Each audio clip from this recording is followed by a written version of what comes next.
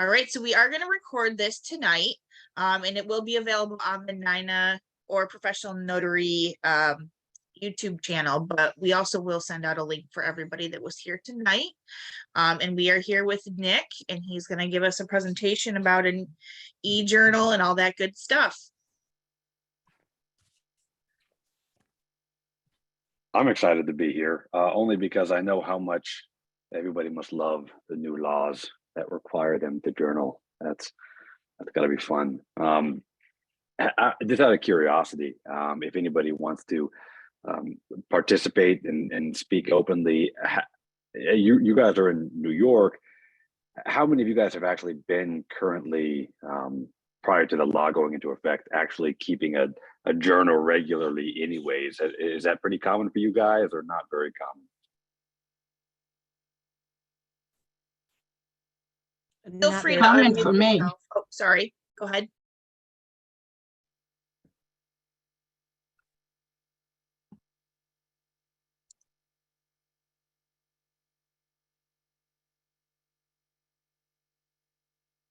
I didn't mean to interrupt. If you wanted to unmute yourself, feel free to, or what's in the chat.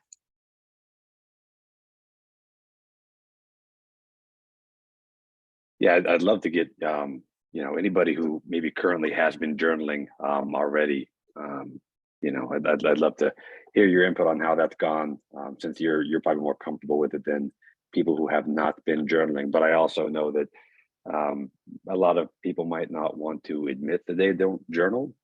I do know you guys are in a law that the state that didn't require it prior to this. So I deal with notaries in every single state, and I'm in California, but I have found one trend over the years is that many notaries might not journal per what their code would require by law.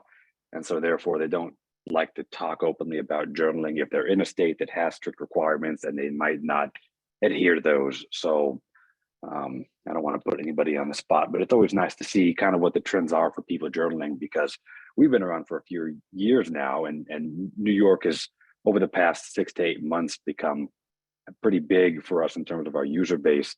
And then the moment January 25th came around, all of a sudden we had a huge spike in people coming to us for their journaling solution. So it's awesome to do. I mean, I hate that you guys are being strong-armed into journaling.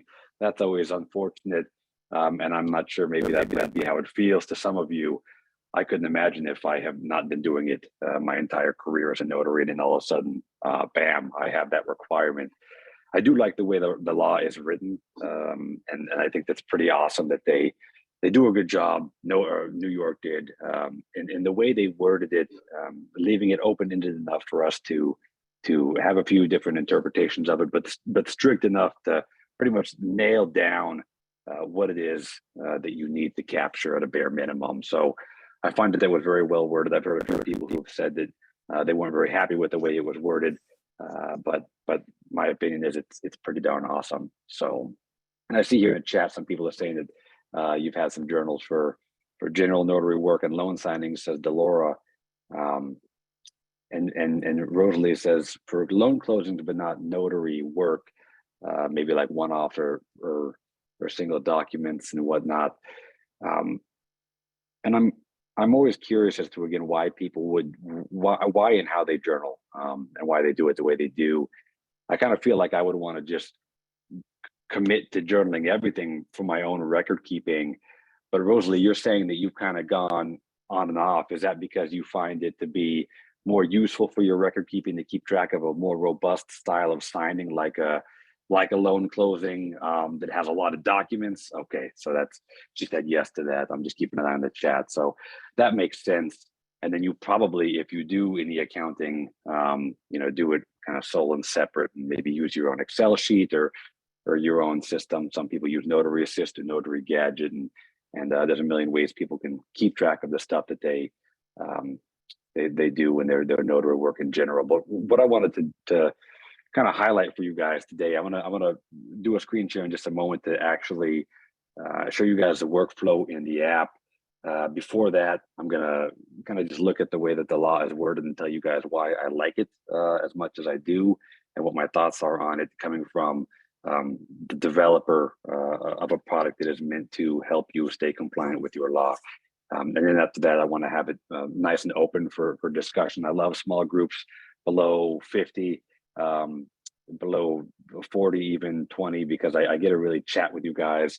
And when we have the open discussion, I really want to be able to answer any questions you have specifically about our product, about how it's used, about how people have used it in the past, things like that, to make sure that you really feel comfortable. At the end of the day, we offer a journaling solution that you have the choice of using. You also have the choice of using a bunch of different other types of products out there, including the old school tangibles. So, I mean, we all probably have a few of these laying around, you know, the actual NNA style journals. Some people also do enjoy the integrity journal as well. Clyde makes these. I think there's a few copies as well too, but you know, when it comes down to your choice of notary journal environment, whether you're going to do it in a paper journal or a digital journal, that really comes down to preference for the notary themselves. Now, you guys are in an interesting situation because you're just being told to do it and required by law.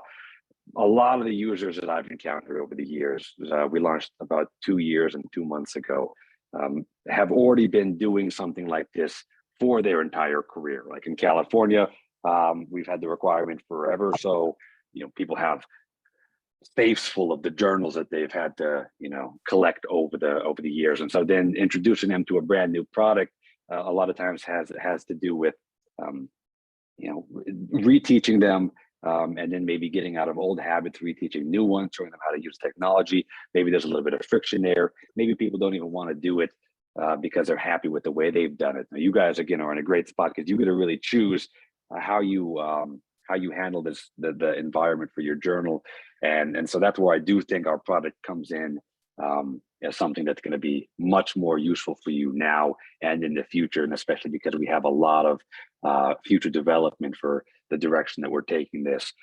But before I get into that, you know, just looking at the law itself, I'm going to go ahead and just pull up the window I have here, and I'm going to do a screen share as well. Now, we're probably beating a dead horse when I'm showing you guys the law that you guys have already had shoved down your throats for the past month or two, getting up to this point, January 25th. But I just like to point out a few things again about it that I really enjoy, or at least how they've worded a few things. And one of the things I like to discuss too, again, I'm in California. We have a pretty strict set of laws for what we have to capture. And many states don't have any requirement at all, or they're pretty minimal in what their requirement is.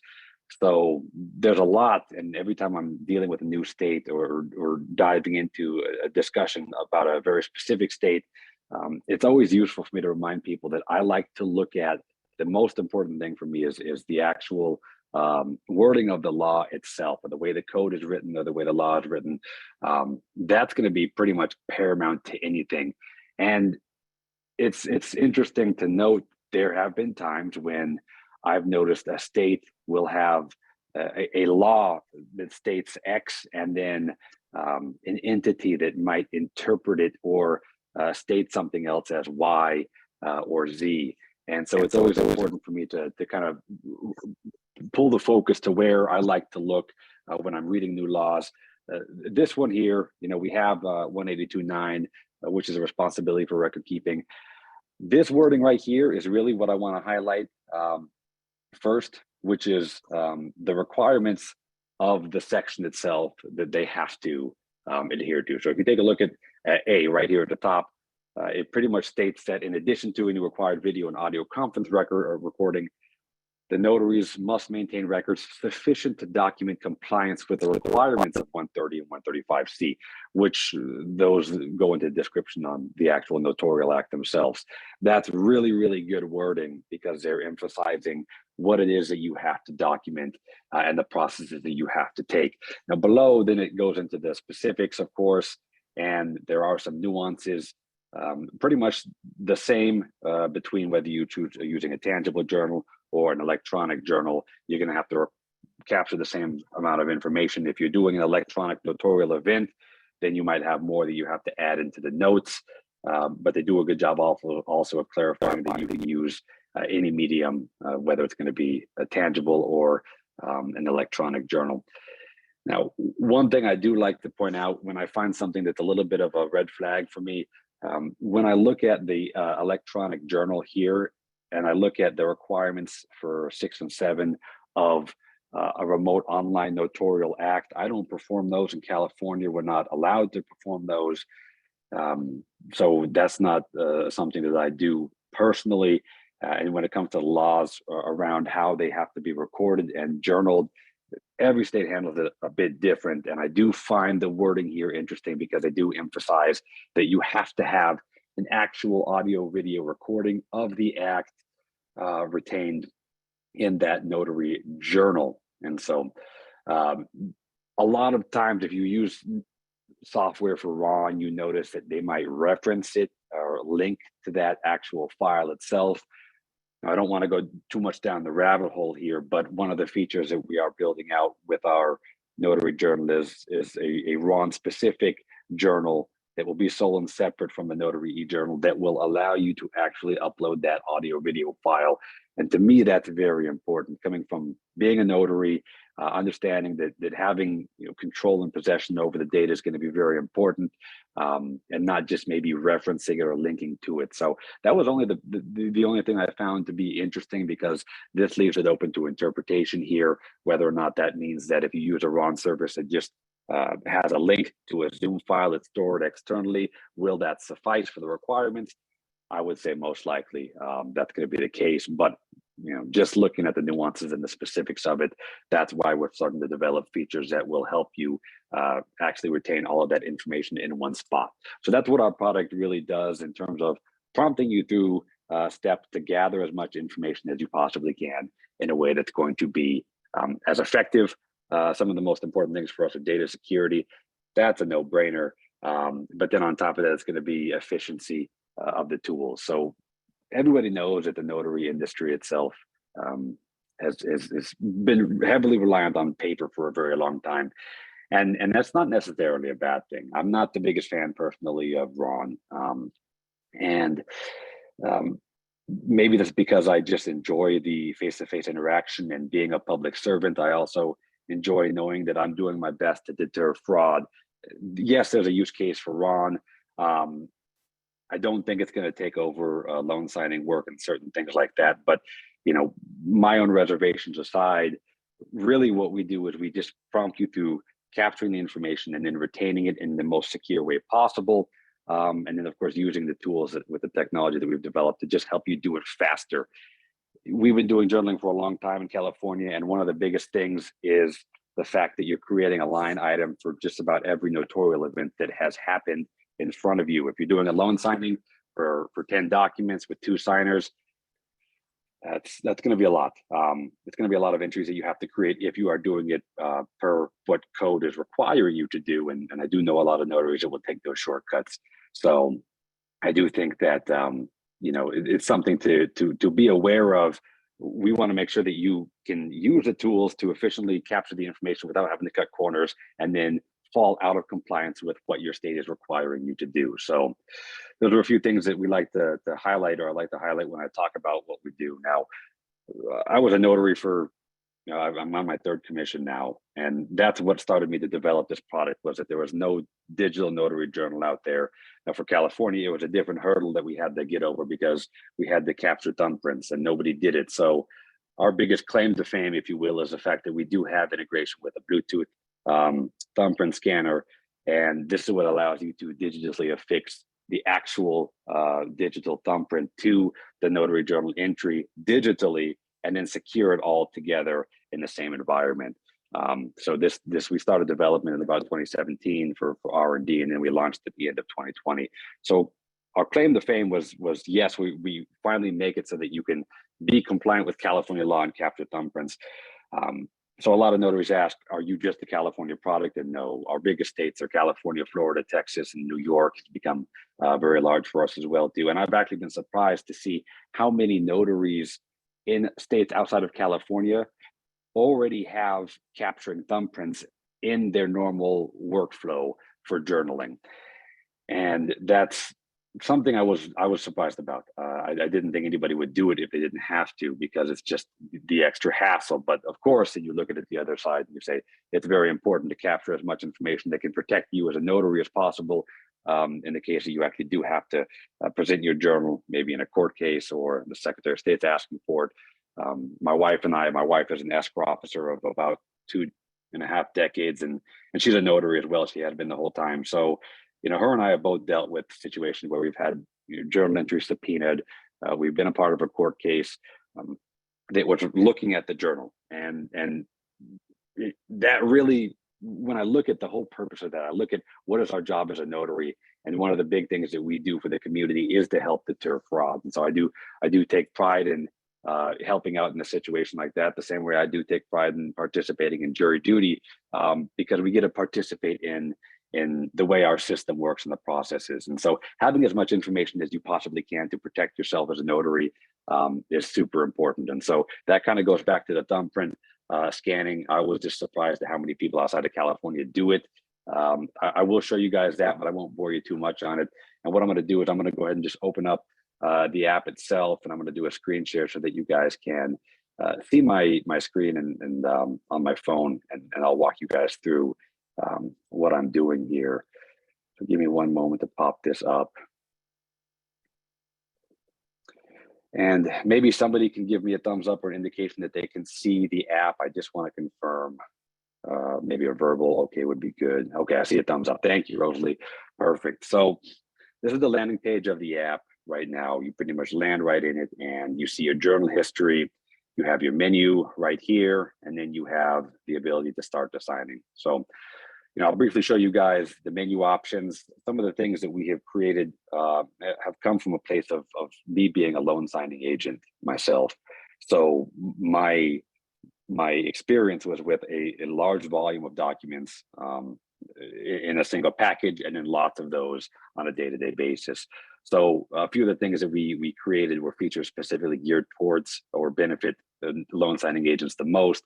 Your document library is something that you start with when you create your trial account. So you always start with a 14-day free trial, no credit card required, because I don't like the friction that creates. I think it's sleazy when you require that upon sign up, and then you end up charging it when they forget to cancel, because I always have to set reminders to cancel my trials on other things. So once you create your free trial, you can get access to everything and take a look at it, see how it fits. Now the documents that we give you are just kind of the basics, and they are in no way an exhaustive list. Once we launched, I quickly realized how many requests we were getting to add more documents default to the library, and we just couldn't keep up with the requests. Every lender might have a different name for a document. States have documents I've never even heard of. So what you can quickly do when you're in your document library is you can just add a new type, and you can just title it whatever you want, and then you can select which type of notarial certificate is going to be attached to it, or what type of notarization it is in general. And you can save that to your library, and then your library will just stay as your personalized document library forever. So the more you see documents in the field, the larger it gets, and you can just easily select from them in the future. You could always search as well for whatever document you might be looking for. You could also access and add and edit in the middle of a signing too, and I'll show you guys that in a moment once we get to that step. That's step 3. But the way that ties into signing packages is we allow you to create signing packages that take sets of commonly seen documents and just throw them together in one package. So again, coming from where I came from as a loan signing agent, I might do a lot of work for the same lender over and over again, and that means I'm going to see the same set of documents over and over again. So in this one, it's a great example. This is the Bank of America refinance, and it's going to be a template that has the 4 documents: the signature affidavit, mortgage affidavit. I put 2 in there because I was probably just testing for somebody else, and then the certification of trust. You can create as many packages as you want, and then when you get into the signing, when you're on step 3, you can just hit load package, throw that in there as a template, and then you can even add or remove, edit on the fly, just in case. So an example is maybe they're in a trust this time. So if my actual template doesn't have trust documentation, I might just throw in the template with the base of 4 documents, then go add 2 grant deeds, one to put them into the trust, one to go out of the trust, and then a certification of trust, whatever might be missing. So the signing packages allows you to really just streamline what you're doing, so that again, the end goal is in front of the client, you can focus on them, give them the best experience that they need to have. And of course, the better experience they have, the more likely they will be to come back to you. We need to be for repeat business, but you just don't want to be fiddling around with technology that doesn't work, it's too slow, or you're trying to handwrite all of this information. It's kind of a hassle. So that's why we kind of really make it fast. We try to make it as fast as possible while still being accurate. So back to the menus, we have locations as well too. You could have favorite locations, your home office, your other office, the bank you always go to where you notarize documents. Now, I was a mobile notary, and I almost had no place that I was regularly notarizing at.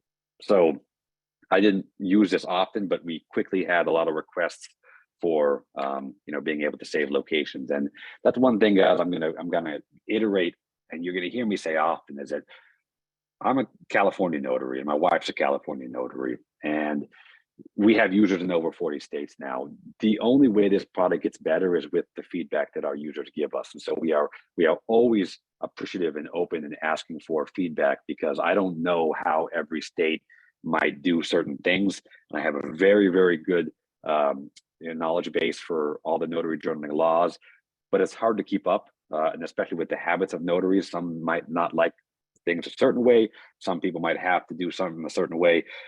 So I'm going to always ask that you guys provide feedback. If you're using the app, if you're a user, if you're dealing with me in any sense, I love the feedback. An example is that we can't do personally known here, and that's a form of identification in a lot of states. So I said, wow, you guys can do that. That would be so cool to do that in California. But back to the locations. So you could just create favorite locations and easily put those in. And that way you could use them on the fly. You could test your fingerprint reader as well too. In the settings, you could create a multiple notary profile. So you can see here my profile here. You could just add another one if you are duly commissioned in 2 states. It's not very common for people in California, but there are some states in the East Coast where it's more common. I know New Jersey and New York have a few people who might, if I'm not mistaken, and a few other states that border each other, it's more common for them to be duly commissioned. So you could always add that information in here. Most important probably is the information you have for your contact information. You see right here, it says change contact information. We're going to get to why that's important in just a bit for one of the features at the end of the actual signing event. But taking a look at the actual journal itself, obviously things are different colored. That's obvious. Why? White is saved and finalized. Blue is a draft. You can create as many drafts as you want. And I found that also interesting, because I used to prep journals prior to signings, and being a loan signing agent, especially like 2-3 years ago, I was doing 6, 7, 8 loan signings a day, and each one would probably have 5, 6, 7, 8 documents to be notarized. If I had to do that in front of somebody with a hardbound journal, that would be very, very painful. So drafts are really important for when I was using a tangible journal, and it's something that people like to do. They want to be able to pre-populate something. So at any point when you start an entry here, you can go back to the main screen and it will save it as a draft. And you could always go back into it and it'll take you right back to the step that you were. So if I click on a finalized entry, I'm going to view the entry and all the information saved in it, but I can't delete it for one. I can't alter that data. If I go into a draft and I click on that, like I'm in front of the person, now I'm in the actual workflow where I can manipulate that data, add, remove, because it hasn't been finalized yet. So once you do save it, it is completed, tamper-proof. You cannot delete that entry. What we do allow you to do is we allow you to strike it, so you can go ahead and just actually kind of create the illusion of it being stricken.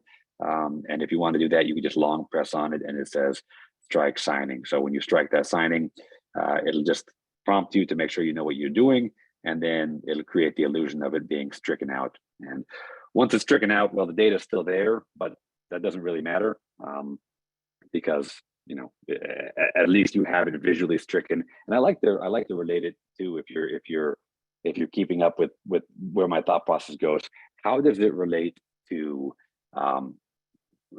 notarizations in other environments? So when I look at a hardbound journal, if you did make a mistake on a journal entry, what would you do? You would just cross it off. You wouldn't try to white it out and then write over it. That would look really, really suspicious. So that's why we allow you to strike it the way we just showed you here, but you can't delete it. You can, however, delete a draft. So if you want to delete a draft, you get a hard, long press on it and delete that, and that's not a problem since that's not been finalized. So you could search as well too, your entries based on just keywords. Usually just signer's last name is the most effective. So you could easily just look up an entry based on a last name, and I typically use mine or John Doe's if I'm using John Doe's, and it'll just start to populate with all the entries that have those. So that's really powerful, because if you do ever get a subpoena for your journal, or you have an entry request, you don't typically want to have to find a way to do it with a hardbound journal. And if you guys have ever done it with a hardbound journal, which I don't think you probably have, it's horrible. You have to pretty much, and I think you guys could probably still see my video in your screen, so maybe you can see what I'm showing. But you have the journal, and the way most journals are set is that they are line item all the way across.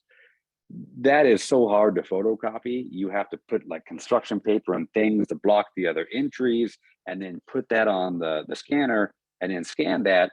And my goodness, that's really painful to do. So obviously we like to just make it so that you could use the data as efficiently as possible. You could search by last name, get that entry, and then send that where it needs to go. So what I'm going to do now is I'm going to go ahead and walk you guys through the actual signing process itself. And what you'll notice is on the top right here, I have this cloud indicator for anything that's pending offline.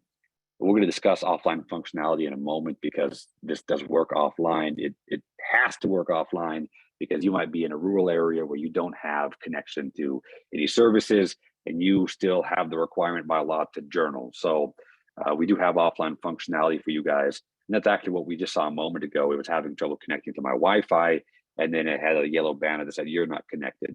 You can still move forward in the app, which is really cool. So I'll show you guys how that works a little bit later, but we'll start the signing. And now we're looking at the workflow itself. We're just trying to prompt you guys through to capture the data that you need to capture. And we start with the location, and we give you a few options. Detect current location is going to be the easiest. That's what I always do, especially as a mobile notary. I just hit that button, and you guys are all going to know what my address is now, and that's not a problem. I'm not worried about it, because it's on my company profile and documents. So if I'm going to get hate mail, I'm already going to get it. But you just hit that button, and it just puts the information in there super fast, especially if you're on the road or you're mobile. That is so useful. You could always search as well too, and this is integrated with Google's Maps feature. So I could just search for an address, and it'll start to populate with things, and then you could just put it in that way. Now, if you find that you are in a place that you want to save, you could just save that on the fly by hitting the save button and have it be a favorite location. And then of course you could always load those favorite locations by just clicking load. So we want to make it super fast for you to be able to just load the information and keep going. This is where it gets important to pay attention when you're adding the signers to the event itself. Now, again, we're prompting you to collect all the information, and it's important what you put here, because it's going to affect who is logically associated with the documents that are going to happen on the next step. So I'll show you what I'm talking about. We're going to go ahead and add a new signer, and we have multiple ways of identifying that person. Most commonly, you're just going to be doing that identification. You can do credible witness workflows. You can do personally known as well too. I can't legally do that in California, but I'm going to show you guys what it's like to scan the identification, because that's also one of the highlights of our app is that we scan it, we scalp that data really quickly for you guys, and you're going to see it in real time. So I notice here I didn't put a name. If I wanted to put a name here, I would do that because, or most likely because, I was creating a draft, and I wanted to have that person's name in there so that I could make sure I add them to the documents. But then later when I'm in front of them, maybe tomorrow, I'm going to add their identification information. There's not much of a use case other than that for you to actually manually type that in, because when you add the identification here, it's going to pull that for you. So just to save you some time. And another thing to highlight, you can always edit these fields afterwards. So you don't feel like if you, for some reason, having issues scanning your identification, you can just manually add that in, the information off the ID. But you'll see here, what we're going to do is we're going to prompt you through scanning the front and the back of the ID. And I'm going to use one of my expired IDs. I think this is expired. Yeah, it is. So you guys will see in real time how quick this is. I hit scan identification and it prompts you. Now you see what it said, and it was almost too fast. I'm glad it slowed down there. It had you scan the front. I scanned the front. Once it succeeds, it has you scan the back, and it has you flip it over. And if you saw what I was doing, is I was just flipping the card over, holding it in my hand. Now, I'm doing a lot with my hands here when I'm talking. I talk with my hands often. Can I get another thumbs up just to confirm that you guys can still see me maybe off in the corner? I know you guys are seeing my screen share, but I know for me, I have this little side panel open that also has a list of people. I do, okay, I see a thumbs up, thank you guys, okay. And I'm just a hand talker, I'm one of those guys. So one thing about the ID scanning when you're holding it with your hand is the barcode on the back is right there, right? That's the barcode, that weird looking thing. Now for every ID is different, but you know, you can see this here, this is another barcode. That's not what we're scanning. We're looking for this right here. So that's important because I have had users who I've been troubleshooting with, and they are just furious with my software because it's not working for them. And after I got on the phone call with them and in a Zoom call and I watched them do it, it turned out that they were doing this. They were covering that barcode with their finger because they were holding it. And it was just a simple misunderstanding or miscommunication. But, you know, that's something to be aware of. If you're going to hold it, you could always put the ID down on the table. And another thing that's important too is you don't have to hold it so that it's horizontal or landscape, right? You saw that I actually had mine turned in portrait, which would be sideways if I was trying to read it, or you know, vertical. It wouldn't be readable very easily. But for the app, it just fits into the frame of the phone much better that way. And so then I just do it that way and I flip it. So you see here, it pulls all the information super quick.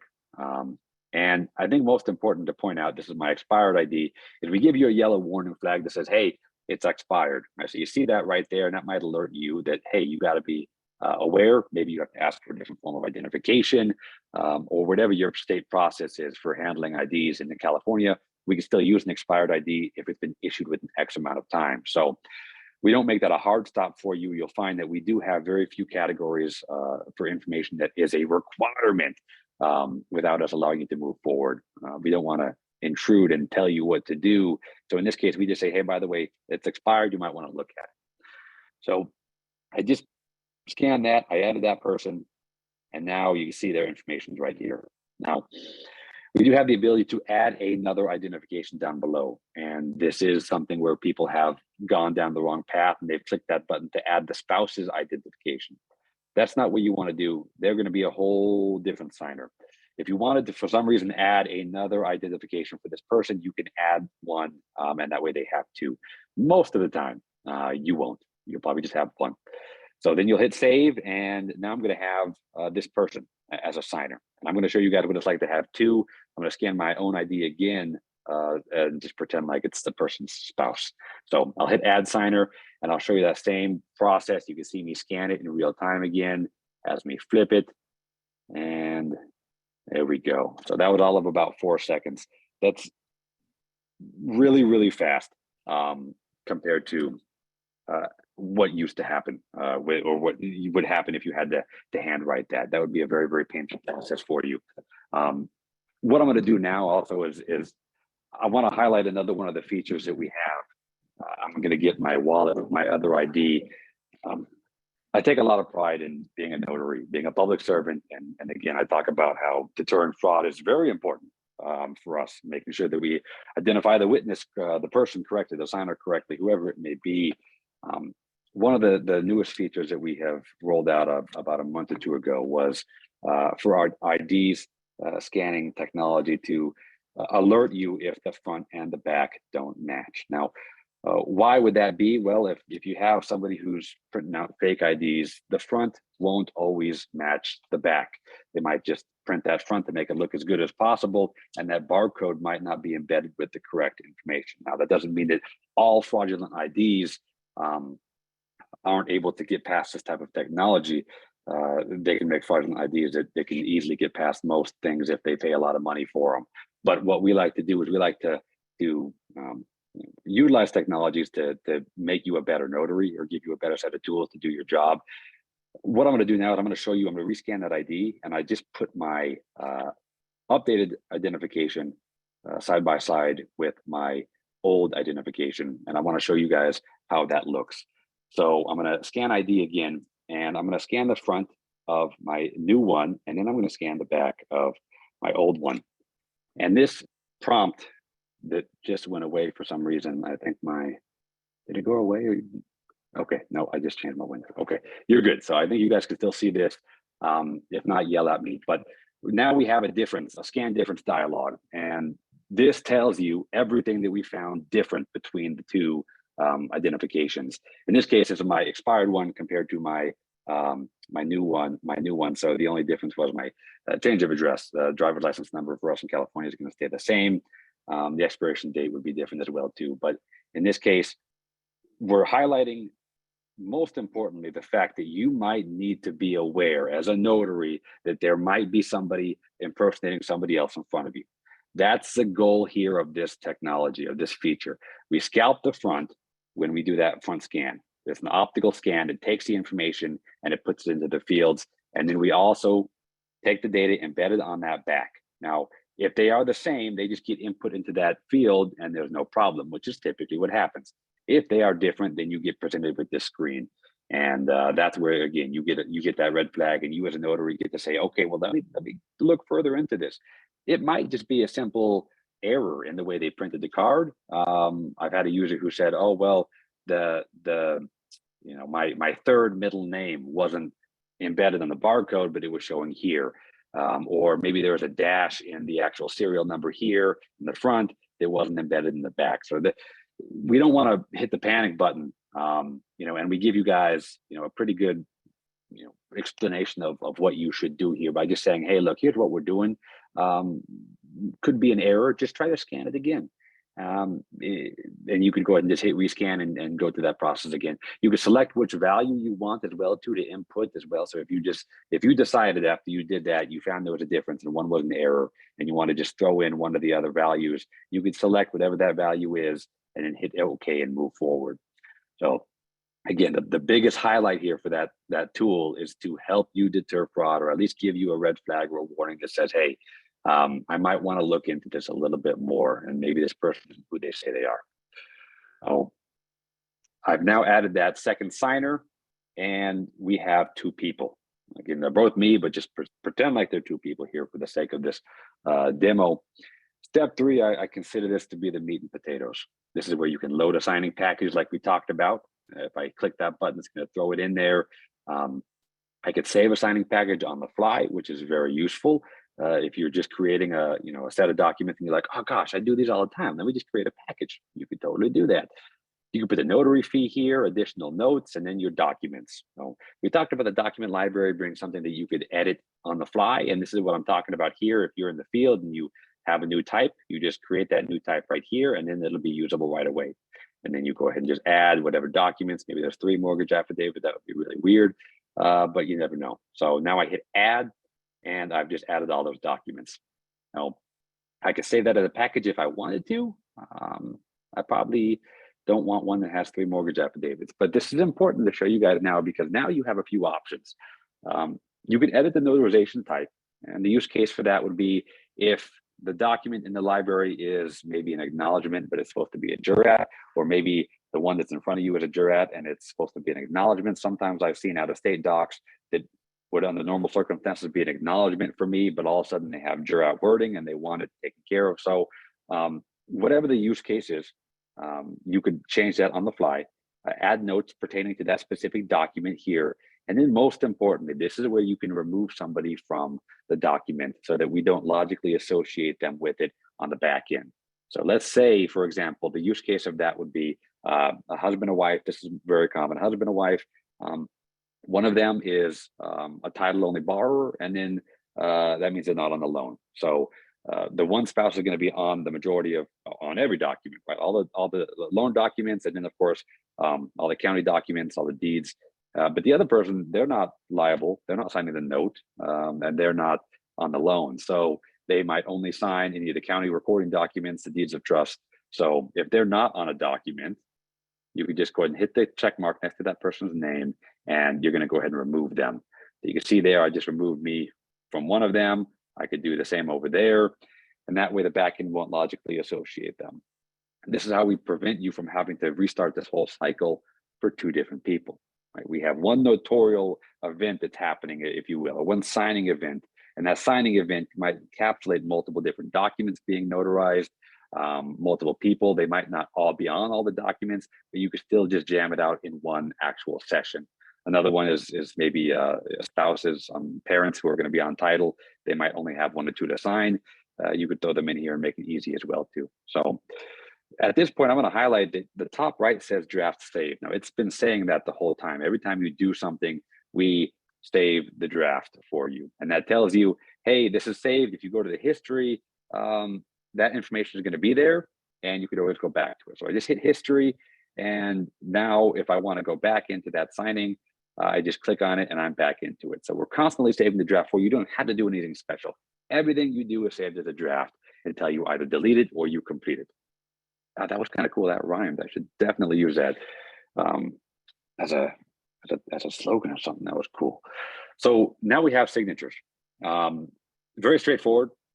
Get the signature. Now I'm not going to turn my phone landscape because that warps the screen. And when I do screen shares on Zoom, it really jacks up the screen share.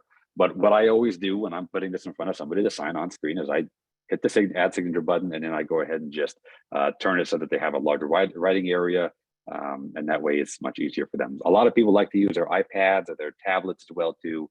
I'm bringing that in the field. There's a huge writing surface on those. But for me, when I first built this product, it was all about efficiency and reduction in size. I didn't want to carry around as much as I needed. So I love to use my phone, and I still only use my phone. I don't do the iPads or tablets unless I'm testing. So for me, it's important to give them as much space as possible. And you could do regular signatures. You could do signature by mark as well too. So regular signature, you hit save, and you're good to go. One thing to note: you'd be surprised at what is hard to develop. We have some incredibly advanced thumbprint technology, but capturing a signature and actually turning this, if you were to capture this in portrait and then turn it landscape, the dimensions go wonky, and React Native, which is what it's built on, that goes on both Android and iOS, does not like trying to retain data that's in something that's fluid like that. So it will just erase the actual signature if you were to have them sign on screen before hitting save, then turning it over. It'll just clear it out, so you'll have to have them sign again. So what I always do is I just tell them, hey, sign on screen and then hit save. And then they pass it back to me, and then we're happy. So you can see here I added 2 signatures for that person just because I was testing it, but you can add multiple signatures. It's not a problem. And then we do have signature by mark workflows. Signature by mark workflows are brand new. We just rolled that out. I'm actually currently working on the release notes to announce it to people. We've been getting it requested for a long time. And although it's a very rare edge case for you to actually have to journal or perform a signature by mark and then journal it, we still have the option for you to do that. So kind of to circle back to what I said in the beginning about what law states you have to do, we want to give you the ability to capture as much as possible without going too far overboard. A lot of notaries ask if they can save the picture of the identification. I think that's a really bad idea. I don't want to tell a notary how to do their job, but I think if you were to capture a picture of somebody's ID and then take it with you on your phone, on your device, that would be irresponsible because you have their PII, their personal identifiable information. And unless you have a protocol for you getting rid of it in a secure manner, it's just a precaution I like to take. I don't want to do it. You could write down the information, we scalp it for you, and we do not save that. I could just flip a switch and allow you to save those photos, and I don't do it yet. Someday I might. I have no idea if I'll ever open that door yet, but I guess I'm just discussing the fact that we want to give you the option to capture as much information as you possibly can without going too far overboard. Signature by mark, typically there's almost no requirements by law for you to have to capture specifically. the way that it's written here, the law is written for New York. They kind of briefly mentioned that you should, be capturing information about any witnesses, but it doesn't say specific data points for those witnesses. Same for California, but there are some certain best practices. Either way, here's how the workflow works for us. Pretty darn straightforward. You hit add signature by mark. Somebody makes a mark, they hit save, and you could add up to 2 witnesses information.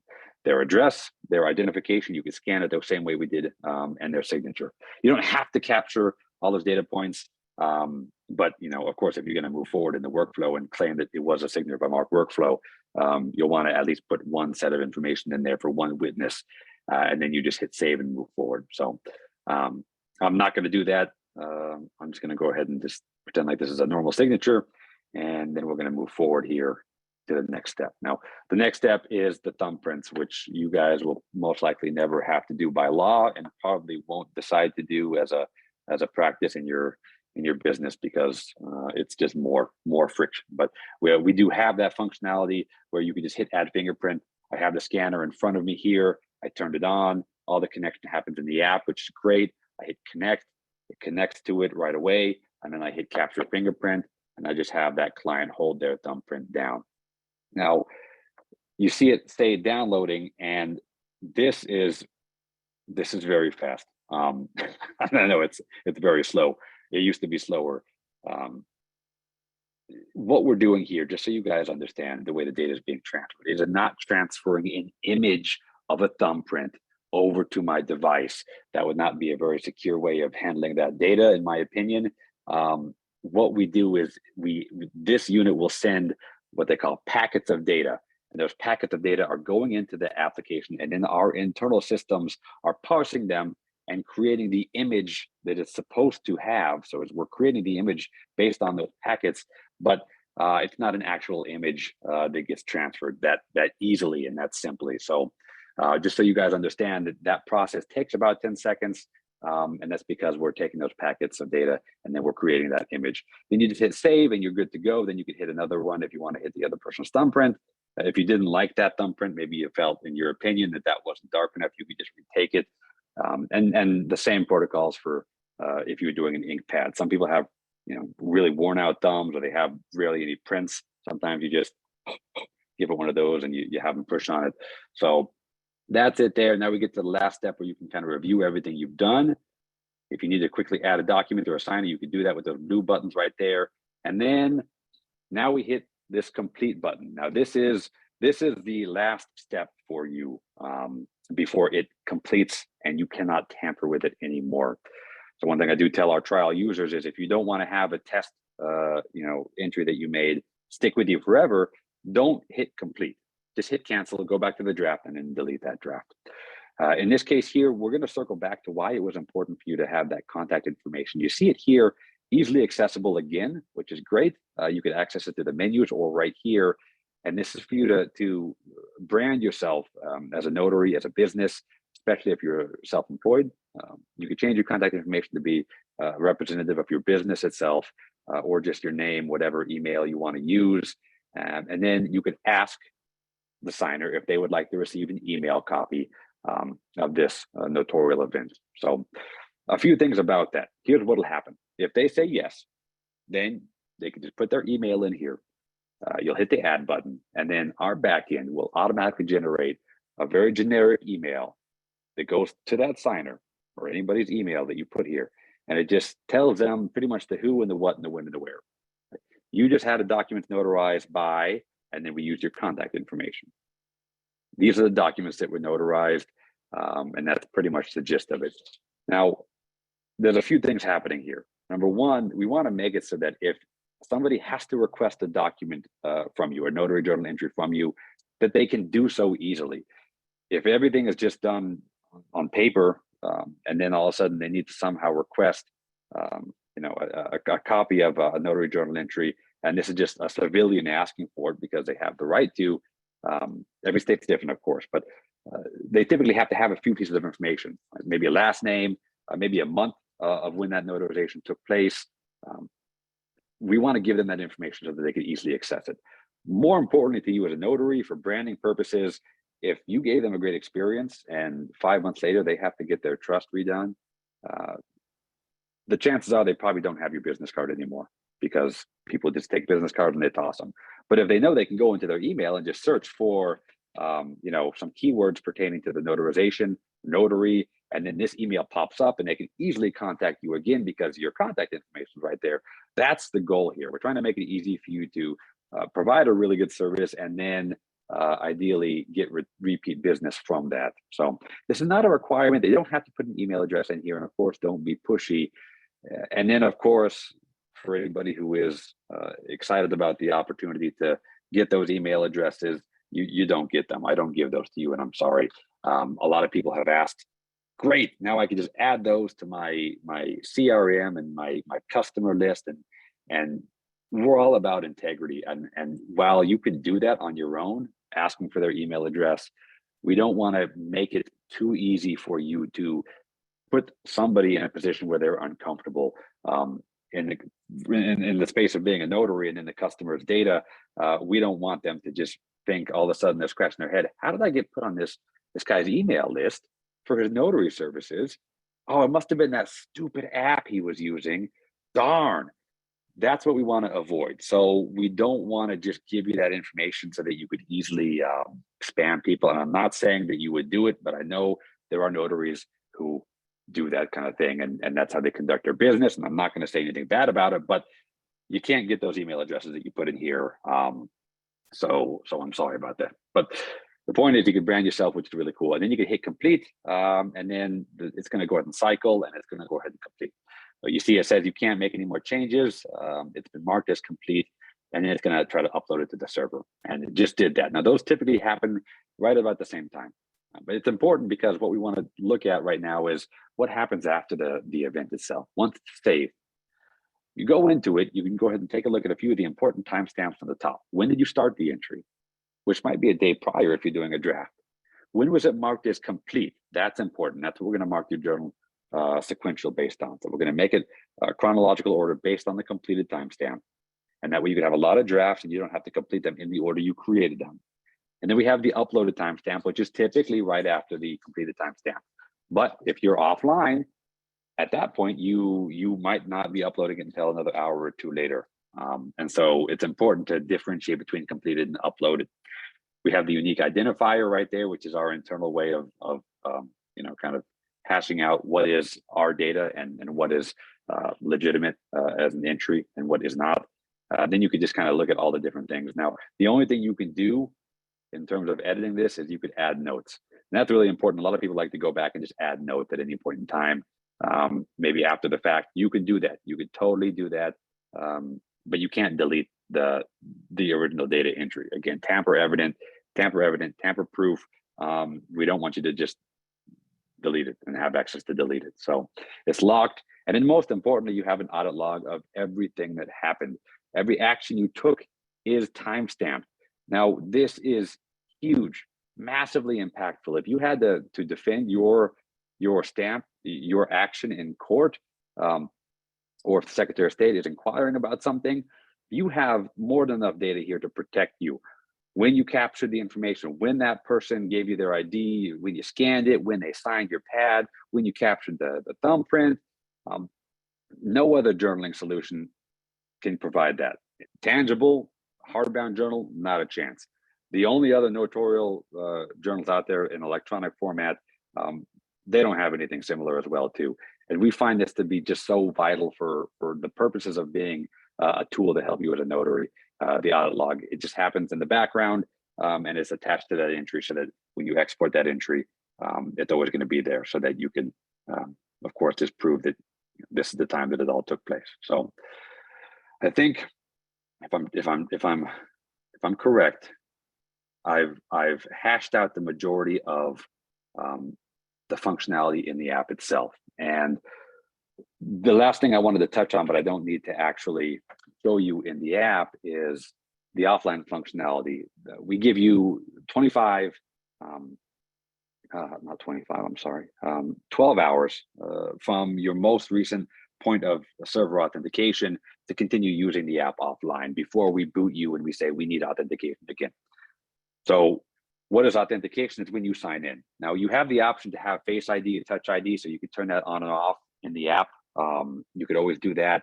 I don't know why you wouldn't want to have it on. And we do have some people who get frustrated that it's there when they activate it, but this is a lot of very sensitive information. So the least we could do is give you the option to have Face ID to authenticate. But when it comes to offline functionality, here's a couple of scenarios to be very well aware of. If you have not used the app for a week, and then you go out into the field and you are in a rural area doing a signing, you have no service, you have not been logged on for a week, anything longer than 12 hours, and you try to open the app, chances are you're going to land on the login page of the app, and you will not be able to actually log in and authenticate because you have no connection. The same way you couldn't log into any other app because you had no internet connectivity or Wi-Fi. Now, the way around that is to have been logged in at least 12 hours prior. And we use 12 hours for a good reason, right? It's typically enough time in the day where if you woke up at 8 a.m., you wanted to open up the app, make sure you were good to go, because you know at 3 p.m., I'm going out into the middle of nowhere and I might not have service. I want to be ready. That's the use case for that. Because then when you get out into the field at 3 p.m. and you already logged back in at 8 a.m., you're in a position where you'll Face ID, get through, you'll be able to do the entire process. A few of the smart features might not work, like detect current location. Obviously, you can't do that if you have no connectivity. You can still scan IDs, that's no problem. Almost everything you can still do. And then when you get to the end, you're going to hit that complete button. And what it's going to do is it's going to go to the same prompt, say you've completed the entry, and then it's going to try to upload it and it's going to fail. And it's going to tell you, hey, you have an offline entry that needs to be uploaded. So please upload it next time you get back to an area where you have service. So at that point, it'll say at the draft, it'll say completed and draft, and you can't delete that either because it's now been marked as complete. And then when you get back to an area where you have service, you just want to go on back into the app and just make sure you try to upload it again. And that way it just gets uploaded and it's secure. It's important to note that you do have to upload it at some point before getting a new phone, for example. Drafts are stored locally on your device. If you find yourself in a very rare scenario where you have a draft on your phone, but then you don't finalize it and upload it, and then you get a new phone, it's not going to be on that phone because it's not synced to the cloud. The same goes for if you're just swapping between devices. This is a cloud-based Notary Journal solution. So, I could open it here and then I could open it on my iPad and everything's going to be the same except any draft I created. The drafts are not going to follow me because, again, they're stored locally on that device. And if something happens to that device, like it just dies for some random reason and it is no longer functioning, and you had a draft on there that you didn't upload, that draft is gone forever. So we always like to remind people, make sure that you do upload your offline entries at some point. It's only happened once or twice where I've had somebody call me and they've been panicking. They're like, where'd my entry go? And then I have them walk me through what happened. And it turns out they fall into those really rare cases where their phone just turned into a brick and died. And we don't want you to lose your data. So that's how offline functionality works. 12 hours from your last point of user authentication with our server. That means you're online and you successfully logged in and you're on the landing page and you are good to go. So that is how offline functionality works. What I do want to do is I'm going to kind of just scroll through the chat to see if there's any questions I haven't addressed. And then that way we could open it up right after that. So if you want to type any questions into the chat, please do so. If not, then we're going to open it up probably for some questions in just a moment. And I do see that we have Marcy here, so I'll turn it over to her in just a moment. But Marcy, one moment before you go, let me just yeah, look we're at not the going to go. questions. I want to throw out a couple of questions, and I'll help you with this chat here in a minute. Can I just ask? We talk about the offline and the 12 hours. So I do a closing, close up my phone, I go into my next closing. Do you not have to log into the app every single time you go to use it, or does the app remain open unless you haven't used it for 12 hours? Every time you background the app, you close it out and use something else on your phone, we'll have you Face ID to get back in when you open it back up again. That'll happen every single time. If you have Face ID off, that won't happen. We won't boot you to the login screen every time, but it is important to note that if there are any failures at an attempt to log in, and that means if you're doing Face ID and you have your hat and your sunglasses on, and now you have a mustache for some reason, and you try to Face ID and it fails, it will not like that, and we will boot you to the login page where you'll have to log in again. So there could be the edge case where you are offline, but you're still in the 12-hour window, but you go do face identification and you forgot that you had all this headgear on and your phone doesn't recognize you, and then it boots you to the login page, but now you're offline, so now you're in a really bad spot. So there's something to be aware of, because you have very sensitive information in here. And as much as we have had users say, why do you keep bugging me for Face ID? My response is, because you have so much information in that journal, we want to make sure that you're the one that's opening up your phone as best as we possibly can. So fortunately, I've never been in a position where I was in a rural area and the signer, and at the signer's address, they didn't have at least a Wi-Fi that I could connect to. So there's always something to fall back on in that sense. But yeah, I hope that answers you. Did I answer your question, Marcy? Yep, it did. And then I have one more, and then we'll take sections. So we talked about the draft that's saved locally on your device. Does that include the, ID information as well? Is that all part of the draft that we're talking about? Yes. Yeah. Everything that you've added at any point, as long as you see that little thing on the top right that says draft save, which pretty much happens after every event within the app, you're good to go. You can back out at any point in time, and you can come back at any point in time. We're gonna retain all of that information for you. The most common use cases are people want to just create the draft, and then when they're in front of the signer, scan their IDs and then get their signatures and then go. Usually they know what documents they're getting notarized, and they already know the person's name, so they can use their names as a placeholder. So most commonly we see drafts used in that way, but I mean, you'd also be surprised at the million different ways that people use the app, and I'm always finding out about new ways that people are using it, and then I have to try to work around it to make it better for that use case too. So if there's any point in time where you guys use it and you say, gosh, that could be better, again, please let me know. But the most common use case for drafts is what we outlined. Okay, great. I'll read out the questions that are in the chat here. And if you guys have questions, you can raise your hand or just take yourself off of mute. We're pretty easy going, right, Nick? Yeah, we are. Can you bypass the signature option? Can you not require a signature? Mm-hmm. Yes, you can not require that. You could save an entry that has no signature. We'll flag it at the end. We'll let you know, hey, there was no signature attached. I have a user in Montana, and she's, for like the past year, she said, can you give me like a huge indicating red thing that flashes that tells me I forgot to capture a signature? And apparently that happens to her often, where she just forgets to capture the signature. And so, yes, you can definitely move forward and save that entry without it. We don't have that as a required field. So you don't have to feel like you need it. Okay. And then is the functionality of eJournal on computer and app the same? Are there any differences between the two in layout or usage? So Claudia had one more question after the bypass signature option, which is, do you store the email address? And we don't, Claudia. That was what we talked about with the trying to prevent people from feeling spammed by allowing the notary to kind of scalp that information and put them onto maybe like a customer contact list. You could always ask them separately if you'd like, hey, do you want to get on my email list?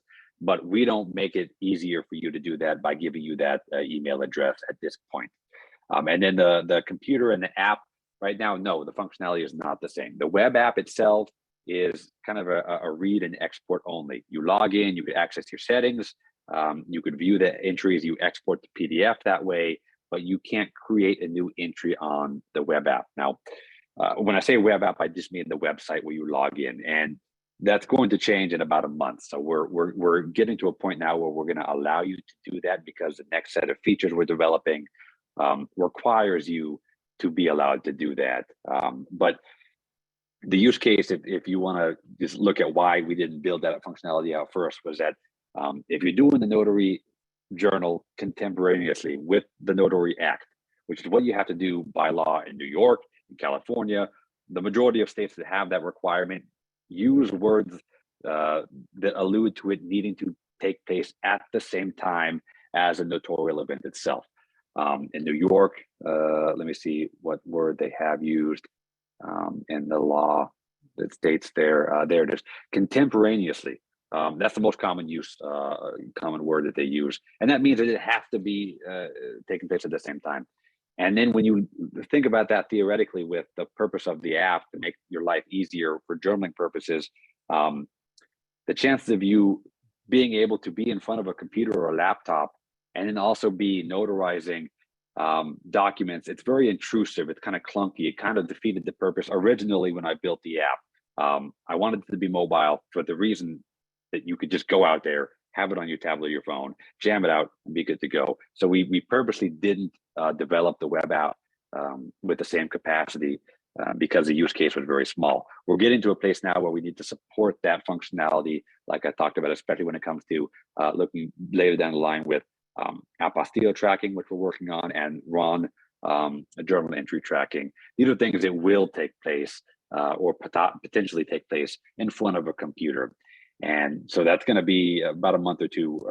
That functionality will mirror it. But right now, web app is going to be just view and export only. All the actual entry creation happens in the app itself, and it is Android and iOS. So either environment you like. I'm partial to iOS. As a development standpoint, it's superior in every way. So the app always works better. Most of our bugs come from Android users, and it's just because Android's ecosystem is a bit more open, which is good for many reasons, but not for the reason of building a really, really smooth product that doesn't encounter a lot of bugs. So I hope that answers the question, Dolores. And then I do see one more in the chat from Stacy that says, can you use the app off of cellular service? Yes, you absolutely can. So when I say, connectivity, I'm referring to either Wi-Fi or cell service. It'll work off of either. And then if you are in technically airplane mode, which would be offline, no cell service and no Wi-Fi, that's when we get into those edge cases where we talk about needing to have authenticated within 12 hours, and then the app will still work even though you have no connectivity. And I see Crystal with some feedback here, and I love the feedback, especially when it's bad, which is this is starting off bad, but it gets better. So she said, when I first started using the app, I was feeling frustrated. After a few signings, learned more, and it's simple to use. Thank you for that feedback, Crystal. And I'm always doing my best to try to make it a better experience, make it more understandable upfront as well too. Journaling is such an interesting requirement by law, and then using the amount of technology that we use, it can get tricky to make sure that the notary even knows how and if they're performing something correctly. And a great example is the signature by Mark workflow that we just rolled out there. Most of the time I get calls about that sort of event, and the notary isn't even really fully well aware of how to do that in their state on the document. So just performing that notarial act is difficult enough for a lot of people. Maybe it just doesn't happen very often. And then to understand not just how to do it on the document, but then how to do it in the journal. Is the journal capable of it? Do I have to, by law, capture certain information pertaining to that notarial event? I'm constantly trying to find ways to make it better. And with the upcoming changes on the web app, making that more compliant with how the app works and mirroring that, there's going to be a lot more in terms of guided tours and tool tips. I do a lot of video creation for you guys as well too, but not everybody has time to sit and watch a video tutorial. So I am always working to try to make it smooth. But I like that, Crystal, and especially if you guys find that you are having issues with something, I might not be aware of a bug or a flaw in the app or something. Now at this point, again, 40 plus states worth of notaries, I got a lot of eyeballs that are giving me feedback, which is great, because if it's falling short anywhere, I need to know so that I can address it. I do see Lori saying that if we get out of the business from doing notarization, the need to retain information for 10 years, is there a way to download a hard copy? Yes. So the web app, when you log in, So if you were to go into juratinc.com and log in from there, that's where you can currently right now export everything to PDF. And you can export it currently in an entry view, line item entry, complete signing entry, or by month. So when I say the difference between line item and complete signing entry, we talk about how a signing event might have 5 documents. If you want to only export one document, one entry, or one entry line item entry for just that one document, you can do that. If you want to just export the entire PDF that has all 5 of those documents in that one signing event, you can do that. And then you could go just by month, everything I did in January, everything I did in December. And then with the updates coming in the next month or two, will come more robust options for you to have time frames that you could select, or just do an entire journal dump and just dump it all into one PDF file to retain on your own. We do have retention memberships and subscriptions for people who aren't active notaries. And we also have a company policy that we have been changing recently to address people's concerns about data. And that is that we retain data indefinitely, even if you aren't paying us to do that, until you instruct us not to. And the reason for that is that we had one user who, it was such a strange case where they use the app, then they stopped using it for a long time. Maybe they weren't very active as a notary, that's fine. But then their payment failed, and then their payment failed for the subscription 3 months in a row. And so then finally, after all of the alerts that we sent them, all of the, hey, your account is idle, your data is queued for deletion, please come back. We don't want to delete this data if you really need it. They didn't come back, and they were gone. So then their data got deleted. And then that person came back a few months later and was like, where is my data? And I was so upset at that, because I felt like we had done the best that we could to alert them to the situation and make them aware of their account status. And then when they still needed that data and they didn't have access to it because it was obliterated from our system, it bothered me a lot. And so now we have some new company policies in place where in order to retain or access that data, you will have to have some sort of subscription with us, but we will retain it until you tell us not to. And biggest use case for that is for somebody like this gentleman who needed that at some point and was hitting the panic button and came back to us and said, I really need it. And that is a big concern a lot of people have, especially when they're using ROM platforms or things where you have data stored somewhere. They want to know if that data is going to be there for them. So range, you say this is a monthly subscription, so you could do monthly or you could do yearly. It's going to be $9 a month or $90 a year, which I feel is a pretty decent price. And then I see, Claudia, is there a discount for notary with a high volume? There's not. So the good there is that you could just use this, 1 million signings a month. That would be horrible. You have a lot of revenue, which would be great, but that'd be a lot of work.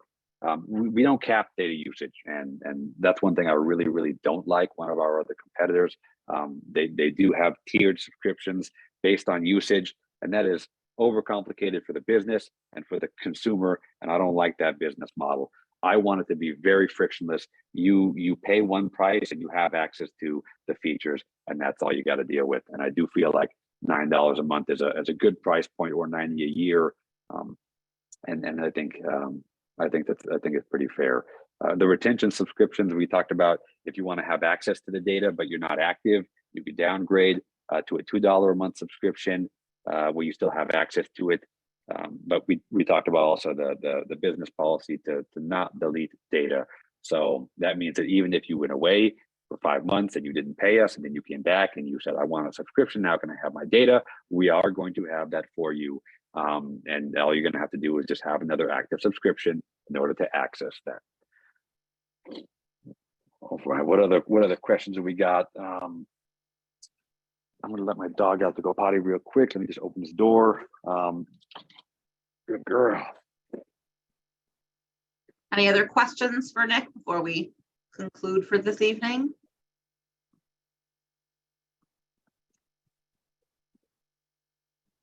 All right. Well, Nick, thank you so much for your time. We certainly appreciate it. Is there anything that you want to add? Oh, hold on. Oh, Stacy, download everything to our computer. Yes, yes, you sure can. So if you log onto the website, you log in, you'll be able to access your entries and then just export them so you can retain them wherever you'd like. So we try to make it as easy as possible to access that information. You can't export it on the mobile device. That is important to note. And that's because exporting to a PDF file on an iPhone or on an Android phone is not very intuitive. You have to have a good destination. Most people want it to go on the computer. So that's why all the exporting happens on that computer. All right. Anybody else? All right. Well, Nick, we certainly appreciate your time as always. Thank you so much. If anybody My pleasure. has any questions, feel free to always reach out. Let me put my email in the chat too. And like I said, you could download the app on the app stores. 2-week free trial. You can create up to 5 entries, so you can try it in the field as well too. Or you could just create a bunch of drafts and delete those, and that won't count as an entry. We want it to be easy for you to touch it and feel it and see how it works for your workflow, and then you could decide from there. So that's why we don't require that credit card on sign up for a trial. You could just see how it goes for your workflow, and we do have a lot in store for you guys in the coming year, even 2024. There's a big roadmap. We have not allowed ourselves to be complacent. There are so many issues to address with a product like this, so many states worth of notaries, and so many changing technologies that I'm very adamant about it. We constantly update the app, typically every 2 weeks, maybe 3 at max. New features directly from the feedback you guys give us, tweaks, making it better. So you get I think a lot of bang for your buck by going with us and giving us a shot. And if I always want that feedback. So if you don't like it, like I said, just let me know where we're falling short or how to make it better, because I might not be aware of something that is blocking you as a notary in New York that's not bothering me in California. So I love that feedback, and I love being a notary with you guys. I'm not just a schmuck. I might still be a schmuck, but not just a schmuck who's not a notary. At least I'm a notary as well. And it's just fun to be able to know that we're addressing some of the pain points you guys address. So I appreciate you guys having me, and always feel free to reach out. thank you so much. We appreciate your time. We appreciate everyone who attended. We know everyone's time is valuable, and this has certainly been an informative session. I hope you all have a great night, and certainly, as Nick said, you can feel free to reach out to him. If you have any questions regarding the New York regulations, you can certainly reach out to me. I'll do my best to give you that information. Hope you all have a great night, and I'm sure we'll be seeing you soon.